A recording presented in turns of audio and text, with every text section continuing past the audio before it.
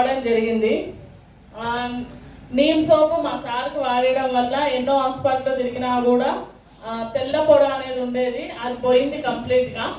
So neem soap ద్వారా నేను ఈరోజు బిజినెస్లోకి వచ్చి 15 లక్షల కార్లో ఏసీలో తిరుగుతున్నా.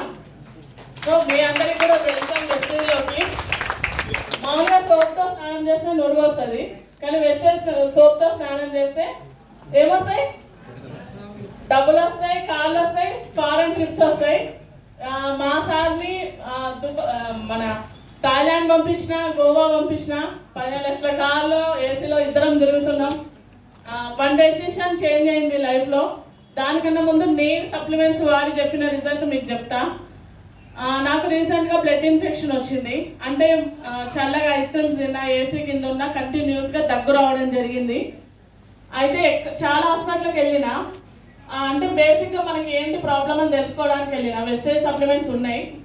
అయితే ఆయన ఏం చెప్పిందంటే, నువ్వు లైఫ్లో ఐస్ క్రీమ్ తినొద్దమ్మా, ఏసీ కింద ఉండొద్దు, కనీసం ఫ్యాన్ కింద ఉండొద్దు, నువ్వు ఇంకా లైఫ్లో చల్లదనం, పులుపు, తీయదనం మూడింటికి దూరం ఉండాలని అని చెప్పిండు.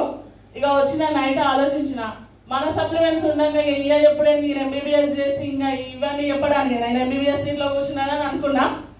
ఇక తెల్లారి రెస్పోకేట్, flax oil, amla, ganoderma, sea buckthorn food patches వేసుకున్నా. నిన్న కూడా రీసెంట్గా స్ట్రాబెరీ ఐస్ క్రీమ్ తిన్నా ఏసీలో. నిన్న మొత్తం జర్నీ చేసిన ఫీల్డ్కి, ఈరోజు మొత్తం జర్నీ చేసుకుంటూనే వచ్చిన. 200 కిలోమీటర్స్ నుంచి కార్లోనే వచ్చిన. ఇప్పటి వరకు కూడా నాకు దగ్గు అనేది లేదు. ఏం డిసీజ్ లేని వాళ్ళు దగ్గుతున్నారు ఏందని నేను అడుగుతున్నా. సో ఇది వెస్టేజ్కి ఉన్న పవర్. సప్లిమెంట్స్, మన సప్లిమెంట్స్కి చాలా రిజల్ట్ ఉంటుంది. నేను చెప్పేది ఏంటంటే, నమ్మితే నిజం, నమ్మకపోతే అబద్ధం, అంతే. నేను నమ్మిన ఈరోజు అద్భుతమైన లైఫ్ని లీడ్ చేస్తున్నా. మీరందరూ కూడా నమ్మండి, ఖచ్చితంగా మీరు కూడా అద్భుతమైన లైఫ్ని తీసుకుంటారు. ఇక్కడ దీనికి అందరం మనమే సాక్షులం. అందరం వచ్చినాము.